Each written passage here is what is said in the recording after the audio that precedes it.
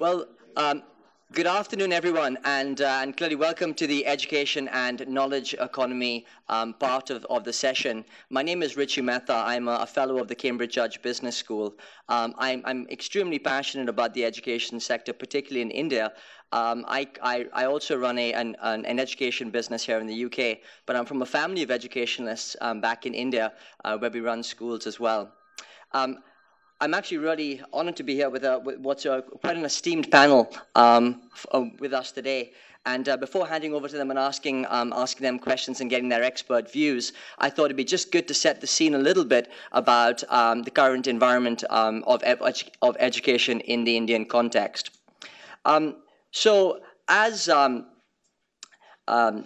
today we see that India has the world's largest youth population of about 600 million individuals. And we heard a lot this morning about the future growth of the economy and the growth story of India. And I really believe that it's education which is going to play and be at the cornerstone of what happens in the future of this context. So education is really at the heart of the growth story. As we all know, India is an absolute country of extremes. And on the one end, I think, education plays that role in driving the future economic growth of the nation. And on the other, plays a really important role in the social development of individuals within that context. And I think when thinking about education, education institutions, both international and national ones, need to be cognizant about those two aspects of things moving forward. So to give you a little bit more context about that divide, 4% of people or youths today never even start school, and 58 don't even complete primary school. So these are interesting stats by Teach India.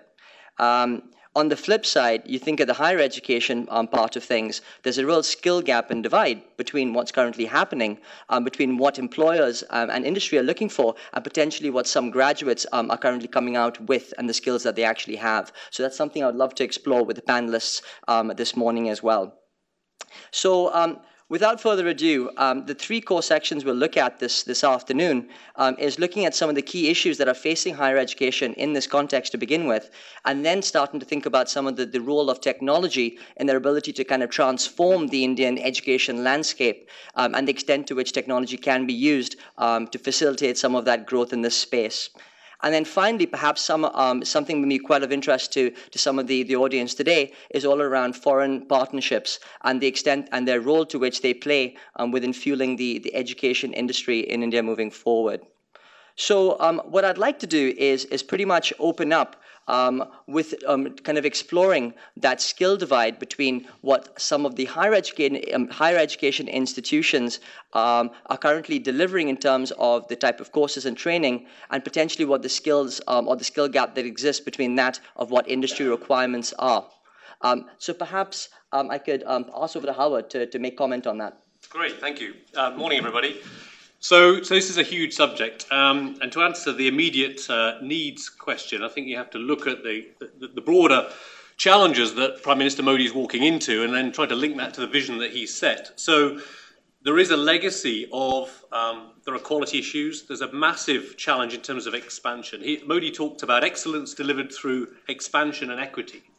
Expansion is measured in terms of hundreds of millions of students with this demographic time bomb that he's now facing India, and for Modi, a once-in-a-moment opportunity, if he gets it right, to convert that great potential of talent into people who can contribute through the education system and then into employability to drive industry, which is unequivocally what he's said he wants to do. 500 million people into skilled roles, an extraordinary, almost the population of Europe, within 10, 15 years. So enormously ambitious. I mean, incredibly catalytic and energizing. I've been to India many, many times, most recently in the last 6 months, and you can feel it. You talk to CEOs in India businesses and they can feel the energy that could be unleashed.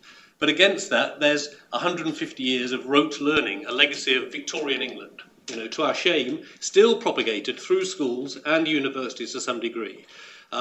Indian leaders I've met have been more vocal about this than me, but that needs to change. We need to drive a curiosity in learning, a willingness to learn. The self-directed learner is something we're trying to get to in Europe and the States now, and in India it's probably even more dramatic and necessary.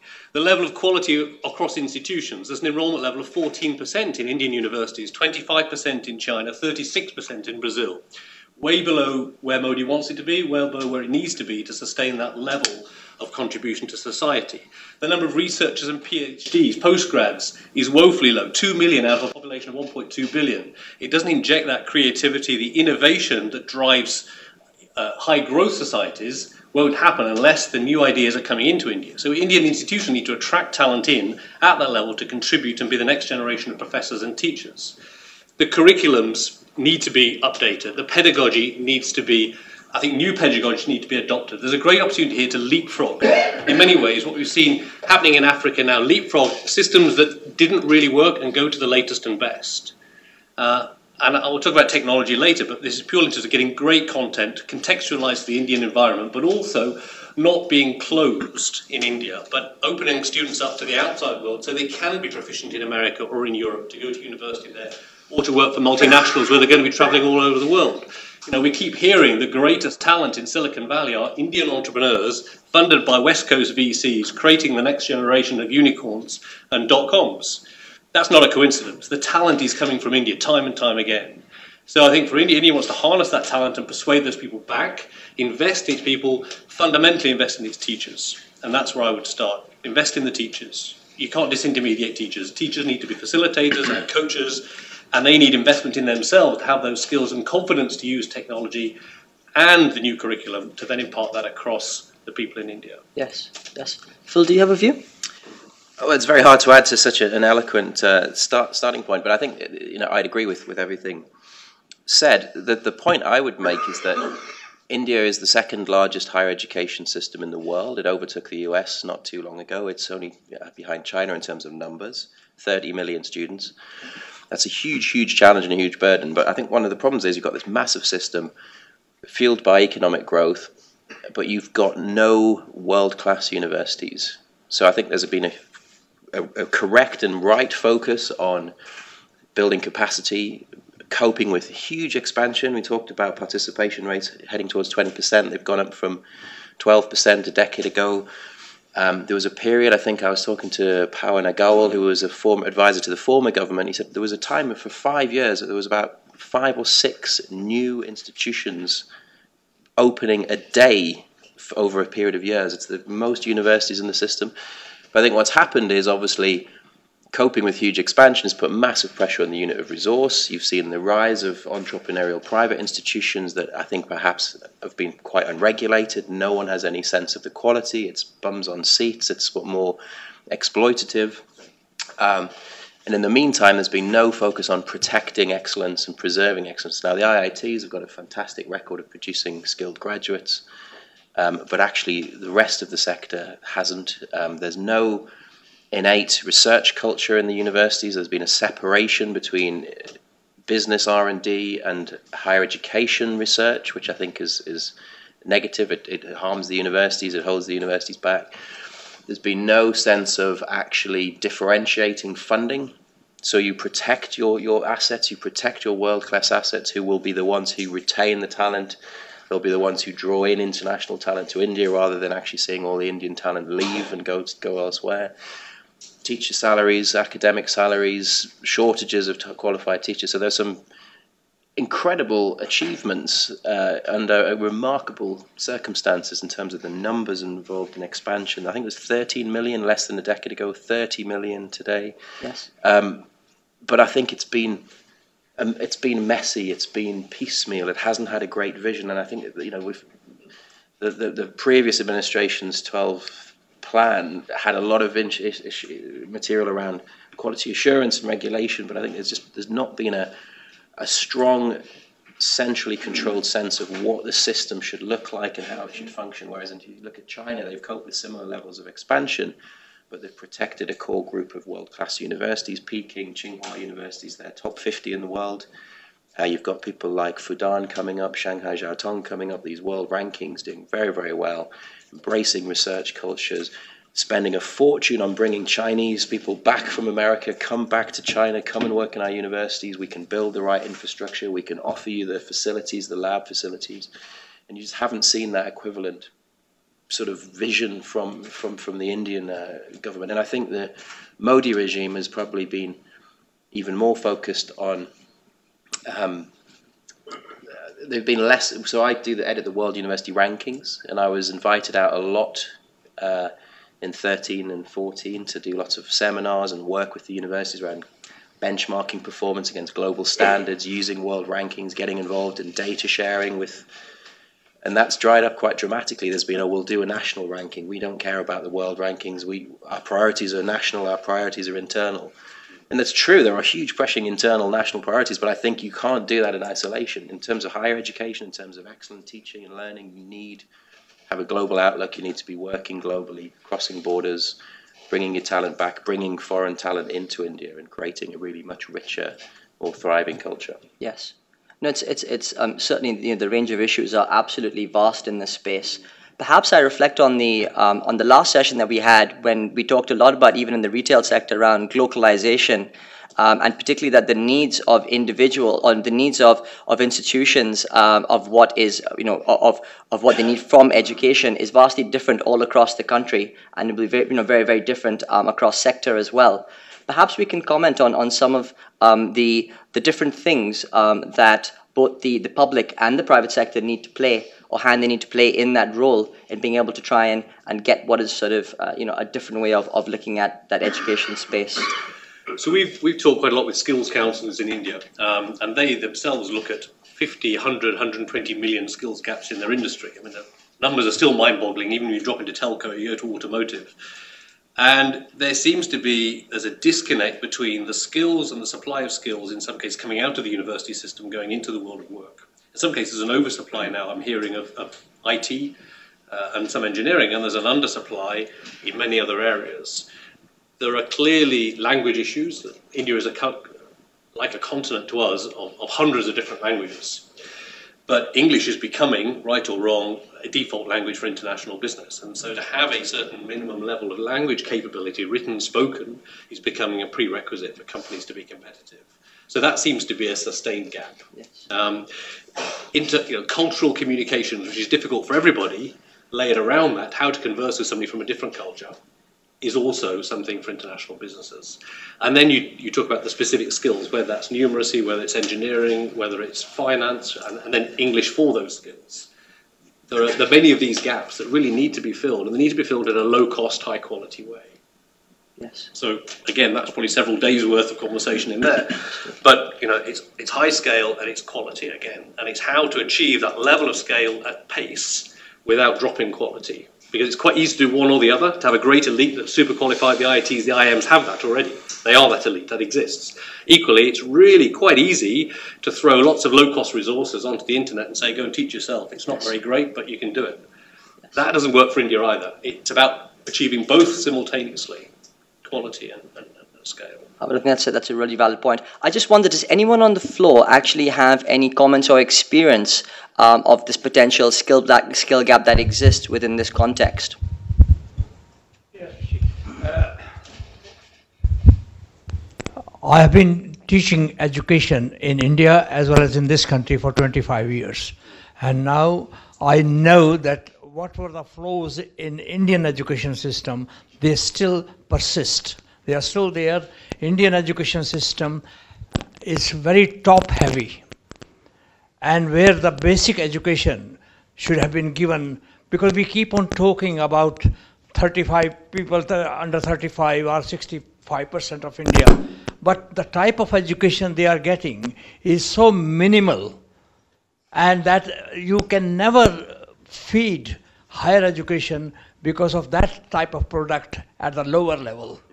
And what we have to do is, where at the lower level and through digital, we can go there to the lower level so that people in villages also can learn and also be practical, do thinking, not rot learning, which has been going on up to this time in India. Absolutely. Yes. I think that's a really valid point, and perhaps if I can pick up on your point around digital, because I think it's certainly one of the levers in which, clearly in the retail environment, but say in education as well, about what can currently happen and help the transformation. And perhaps Howard has a view on the role of how that digital landscape is going to change and influence and impact the transformation of education. Yeah, absolutely. I think right now we're at the beginning of a new era for digital education. So the guys earlier this morning talked about retail. So I worked at eBay years ago in 2002. That then was a positive disruption, I think, for many people to sell online, to buy online at lower cost. That seems a long time ago, 15 years ago. Digital is just coming to education now, and all of the best universities in the world and non-universities are discovering how to teach online. And it's a continuing process, and we are facilitating that. We've created a platform to help to do that.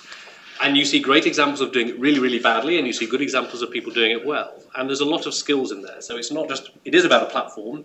It is about being able to work on a mobile device. We heard this morning they're £20 from a cash now, supported by reliance on 4G.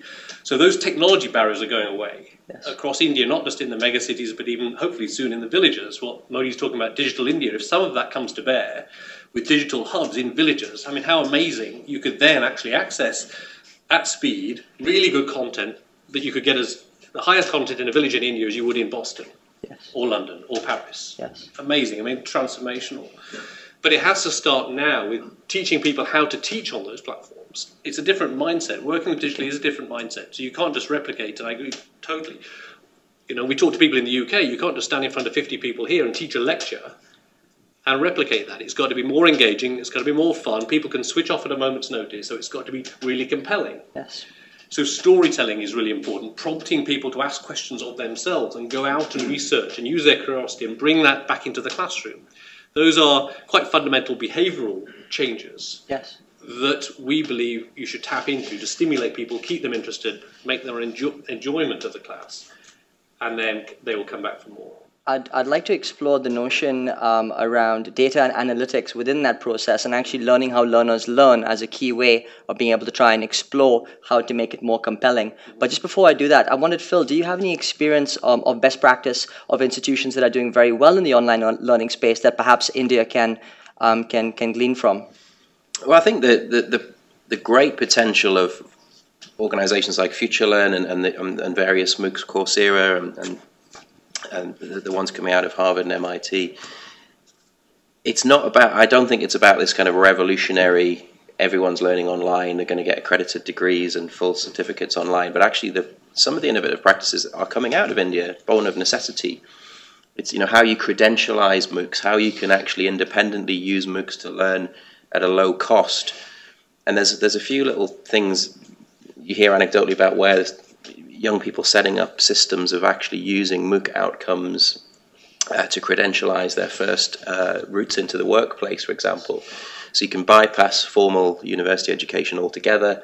These MOOCs don't tend to deliver actual credited outcomes, but you can actually take the outcomes, have them credentialized through various entrepreneurial third parties and use them in job applications. So there's some really interesting, innovative practices coming from India, born of necessity. I think probably the best use of them is not to say here's a campus-based activity and here's an online-only activity. It's the sort of flipped classroom approach. You can have core basics taught to a mass group of people by the leading professors in the world. You can pull in from FutureLearn, you can pull in, the creme de la creme of universities in Britain from. You can get Stanford courses, Harvard courses, MIT courses. They can get your basics there, which allow the resources to be more focused on face-to-face learning, one-on-one tuition. Yes. So I think it's more about the innovative use of them, not as the savior of education or as the be-all and end-all. It's just actually cherry-picking the right bits and pieces. So it's kind of I think a mixed economy of learning in that sense. I find that fascinating because on the one hand we can have all these great courses from these great global institutions, and on the other hand make it so far removed from the context in which the learner is actually in, which devalues that in the first place. I wonder if the flipped classroom experience can actually work really well in getting the basic foundations from these great sort of online things and then contextualizing it to the learner. And I think the great cost savings, if it's an issue of actually huge numbers and major constraints on cost, it is actually, I think, about there's core elements of the curriculum that are universal that can be taught, and then there's local context and local on-ground issue.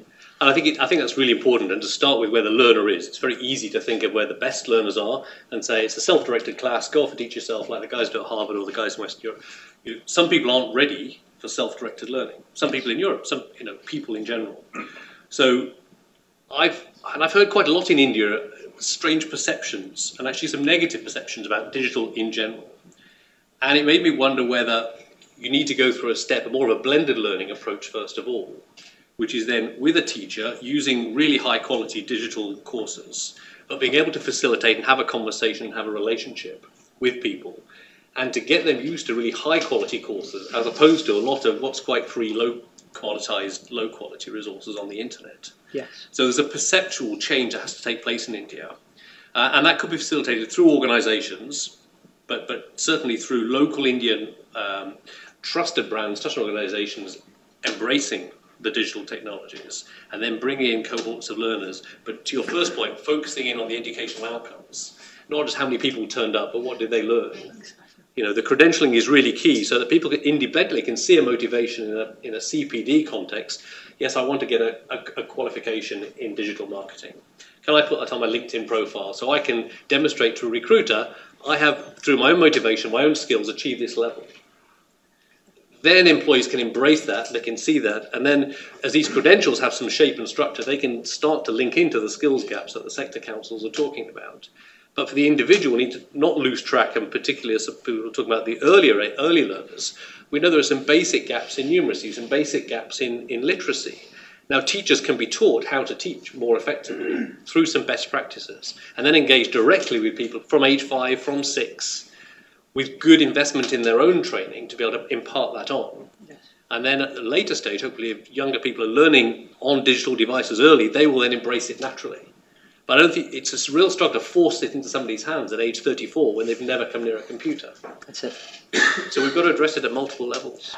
I'd like to get a view from the floor in terms of any experience around online learning or how that could play out in the context. Hi, Deepak Matani. We set up an organization, advisory service in India called Think Education. And that's exactly to pick up on your points earlier on about the digital platform. But what it does is, on the one hand, tries to accelerate the learning in the big cities, obviously, for companies and teachers to get mini MBAs in India from Wharton and Rutgers, etc. So we're having these joint ventures effectively for mini MBAs for largely it's focused for some of the large schools and universities in India so that they can go through a process of accelerated learning rather than go abroad for a 3-year or a 1-year MBA, which costs a bomb, yes. But bring it in the Indian context so that it's contextualized within the Indian sphere. The other thing is that in this whole area, corporates, some of the large corporates, be they the IT corporates like Infosys and Wipro and Tata, are creating their own academies of learning and development. That's an area that I'm very involved in, learning and development for senior management. And they're creating their own academies. Dare I say, and being a bit provocative, as many people said, I think one of the earlier speakers said that business expands when the government is asleep, or something like that. I didn't take it properly. India grows when the government sleeps. I think that's the same thing in education. Yes. Schools and educations will grow when the government sleeps. And what I mean by that is basically, when we talk about the millions of people under the age of 35 and all, I mean, that's wonderful. But that largely happens in the villages and towns of India, not in the first-tier cities, the 6 major cities, or the second-tier cities, the 100 cities in India, which comprise largely the middle class of India, whatever the number is, anywhere from 200 to 400 million. Whenever you talk numbers in India, you just have to take it with a pinch of salt. But that's the big challenge is what's happening in the villages, and that's where the government is not moving.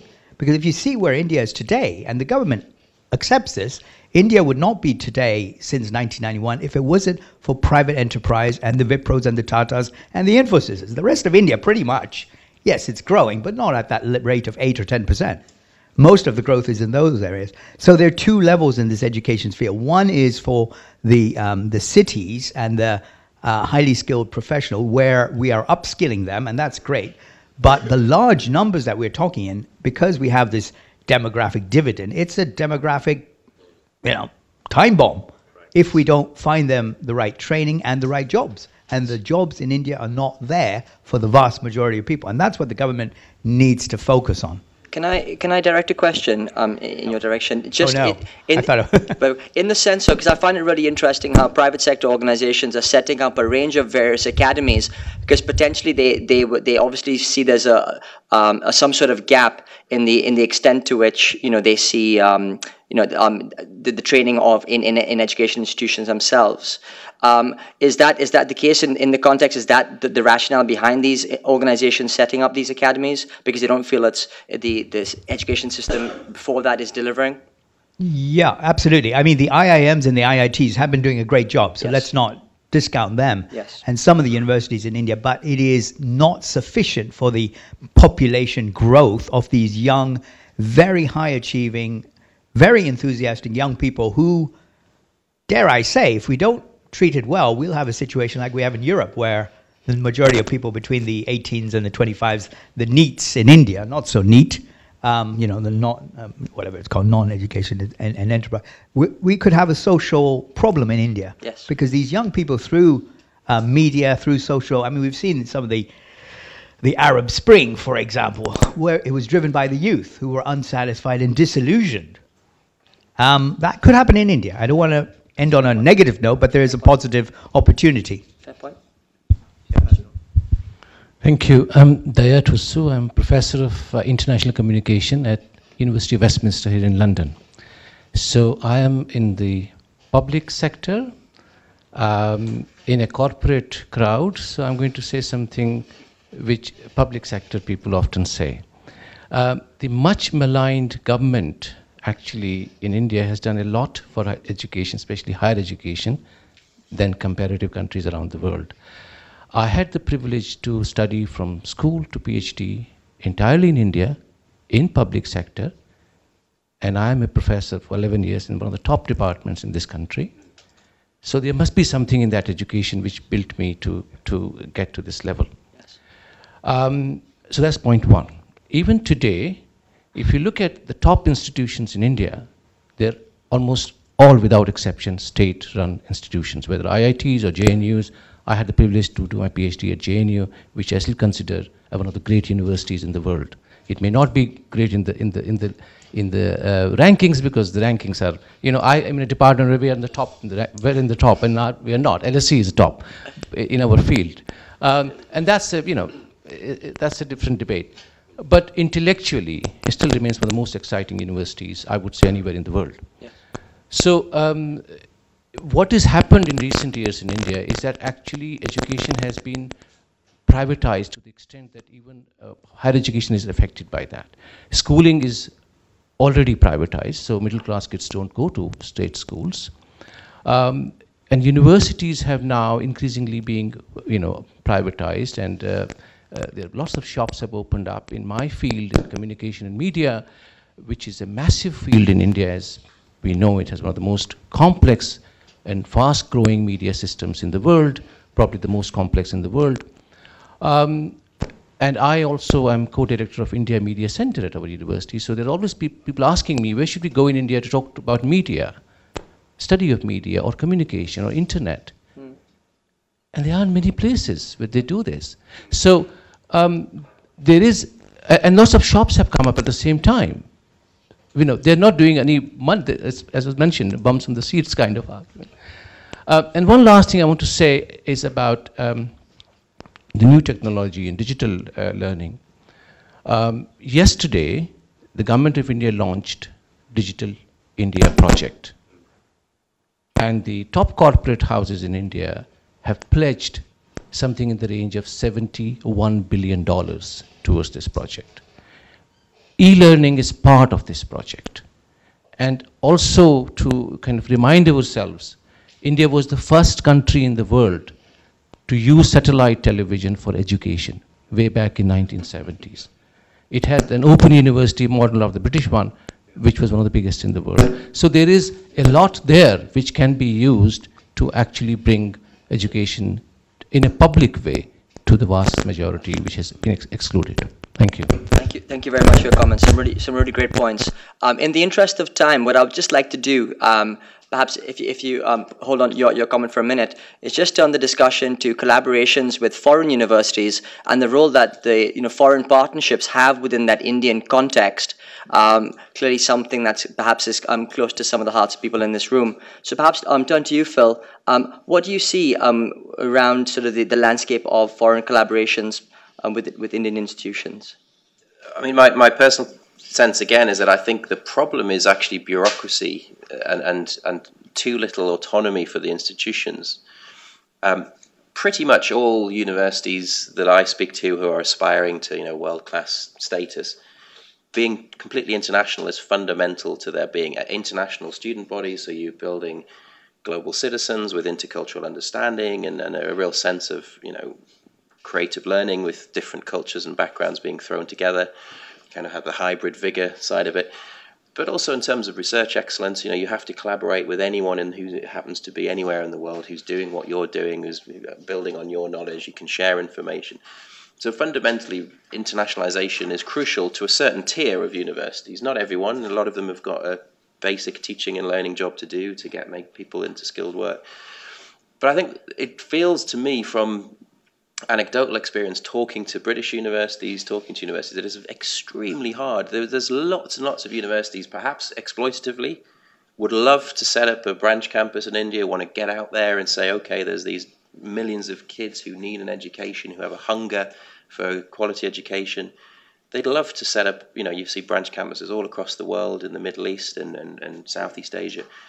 But actually achieving that, getting through the paperwork, getting through the red tape, it becomes a huge problem. And I think, we've waited so long on the various legislative programs. We've all been thinking one day soon India is going to open up to the world. And okay, there is a bit of the exploitation element of, it's a bonanza for Western universities to raise more fees but at the same time, there's a genuine sense that it's healthy and good for both parties to allow that kind of interaction, to allow overseas institutions to set up shop, to compete in a mixed economy with the local universities. It's healthy. And I just think to me, it feels like it's over-regulation and too much red tape that sort of stops people doing it. So before turning to Howard for comment in the area, I find it interesting how earlier today and this morning we talked about sort of Modi when he was approached by international businesses, that he also talked about the need to do a lot of social development and good. So kind of doing well by doing good type of analogy playing out here. And I wonder if it's the same context within foreign partnerships, within institutions, that it shouldn't just be about the bonanza, but it needs to be about an element of social development as well that plays in the mix within this. There's too much. I think a lot of Western universities have exploited a lot of markets in a negative way, and it's been a cash cow for them, and that's a problem. These relationships have to be far more reciprocal, far more mature. But actually, there is still a hunger for these really meaningful relationships as well. And if you get the right partners, so I think you're right, you don't just open the floodgates to any exploitative Western university coming to cream off some students. But I think there's a delicate balance between just having this instinctive hostility towards allowing others in, and also protecting your interests from just pure exploitation. Yes. How about you? Can I just ask a question? It seems to me that most of this conversation has been about people who probably are or could be educated sufficiently to enter the service sector in India, if you like. Now, when I lived in India in the mid-90s, I was always told that 3% of the population was sufficiently educated to be able to enter that service sector. And what we don't, it seems to me that what you're talking about is going to affect a very, very small part of the population. What you can't forget about in India is the tens of thousands of schools that don't have a teacher who doesn't turn up, etc., etc. And if you don't get that 95% of the people becoming increasingly educated and feeding up to push secondary education or higher, all you're doing is putting a plaster over a wound. Yes. I think that's an extremely valid point there, particularly around the sort of the primary and secondary type of space, that actually if you don't get the foundations right, where can you go into the higher education space? So I think that's an absolutely very, very valid point. I think I'd just say, you talked about innovative practices. No, I'm only involved in the higher education side of my business. I do the university rankings. I'm looking at global higher education. But my company, TES Global, one of their biggest markets is K-12. They have the older former Times Educational Supplement, which is now TES. They've got an office in India now, and actually what their main activity is it's a social network of teachers around the world, and there's a huge bank of free teaching resources that get shared. So we've actually set up a TES India version, and the idea there is that actually it's pretty basic. It's like LinkedIn, but for teachers, and actually the main activity is putting up your resources. I'm teaching Shakespeare tomorrow. I need the best quality resource I could get hold of. And you've got, people in a Welsh village having their materials downloaded in South America, in parts of India. And it's these sorts of innovative programs where you can actually save huge amounts of preparation time, you can make cost savings, but you are getting curated quality teaching materials into the classroom quite quickly. So actually, I think those sorts of things are going to have a huge role in trying to ensure that there's quality materials and genuine global networks of teachers sharing ideas. There's basic social media on, so you sort of uprate them. They have download numbers so you can see which materials are actually popular. You can then add and refine the materials you've shared and then share them again, and you're constantly reiterating the materials. So I think there's a huge role for those sorts of technological aspects, social networky type aspects, to try and help at the basic mass level where money's a problem, where resources are a huge problem. Yes. Can I try and speak to three questions at the same time, or 3 points, one question? In terms of the maths, the point over here, I started out talking about teachers. The fundamental question is, you're right, India needs an army of probably 1 million teachers to be trained. 3 weeks ago, we hosted 440,000 people simultaneously came to our class on one day, on the same class, created by the British Council in English. A large majority of these people were teachers. So it's a very small part, but it's 500,000, it's not 10, it's not 30. So technology then starts to offer the opportunity, if well orchestrated with really high quality content and a structured way with credentials, to allow these kind of scalable interventions to be managed. If there's a will and there's an ambition and there's a creativity around the content, that can now be done through technology at a very low cost. Secondly, the point over here, I think, the pride in Indian education. I'm getting the feeling that there is an enormous strength, and I know there's a great controversy in private-public, which I don't want to go into, but within the public sector of universities, are Indian universities a bit shy about demonstrating their excellence, and certainly projecting that overseas? We're chased by universities from China, we're chased by universities from South Korea, who want to do amazing courses and show the world and invite people from 150 countries, which they do to their courses. We're not chased by institutions from India. And I'm curious, because there's an enormous history of really high quality learning, education, and belief in learning in India. So that's a bit of a mystery. And in terms of collaboration, I think with the great scale of expansion of quality that Modi is looking for, I wonder if a smart way to do that would be through collaboration, in some ways to bring in expertise that a university may not have to complement what it does have. So it's not either or. Phil's right. No, there have been some bad approaches in the past, and clumsy importing of excellence at high cost from European unis wouldn't probably be the way to do it, not the way that Modi is going to go. But there are some smart ways to collaborate where you can get the best of both. You can manage the program from India as an Indian program, but bring in expertise where you don't have that yet, and bring in the PhDs and bring in the expertise. So you create a homegrown capability, and then at scale use technology to educate the people. So I think there is a way through that, but it's got to be, these religious battles of open and closed, I think, and the bureaucracy, if that's allowed to get in the way, change won't happen at the pace that Modi wants it to. I think the only thing I just very quickly add around the public-private thing, I think, is that there's nothing more important here than money. You need the resources to pay the salaries, to retain the good talent, to build it. And actually, I think that's where, unless the government's willing to make a really aggressive, bold statement and saying we're going to really ratchet up the investment in education, that's when I think you do need a public-private mix. There's an increasing role for philanthropy. Places like Amity University, a guy called Atul Chulan, I think his name is, who's a multi-millionaire, and he set up a hugely innovative, interesting set of private universities. Raj Kumar, OP Jindal Global University. There must be a mixed economy. I think there needs to be innovative, good private providers, well-meaning, to actually work in a mixed economy. And I think that actually tends to create competition, it drives up standards, and it's inherently positive. And I think the problem is of course, resources are extremely tight, but what China's done is it's put almost unheard of, 18% increase in their research spending in universities in the last decade. They're putting huge resources behind their universities to keep them at the absolute cutting edge. Yes. Thank you very much. I must perhaps just take one last question from the gentleman. So, I just really want to challenge very briefly the idea that the mixed economy drives competition and creates improvement.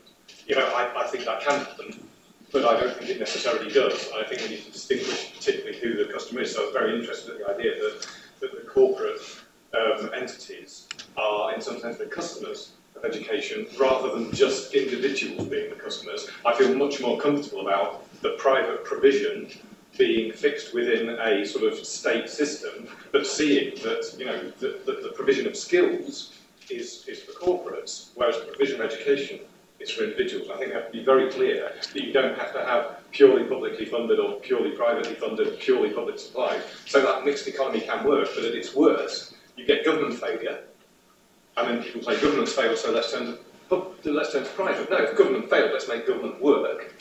Let's not just turn to private, but the private sector does have its role. So I think you can get the worst of private failure, sort of cherry picking, profiteering, yes. what we said the universities are doing, alongside the worst of government failure, in a mixed economy. Or, if you recognise who the customers really are and where the funding should be coming from and where the provision is best placed, depending on what it is you're trying to develop, we can have the very best of that mixed economy. So I think we shouldn't make, those, and I think we're too used to, especially in this country, making the broad statement, competition is great, sort of private, yeah, it is, but you have to do it right, otherwise you end up. I absolutely agree with you. Yeah. Thank you very much for that last comment. And on that note, we'll close the session. Thank you.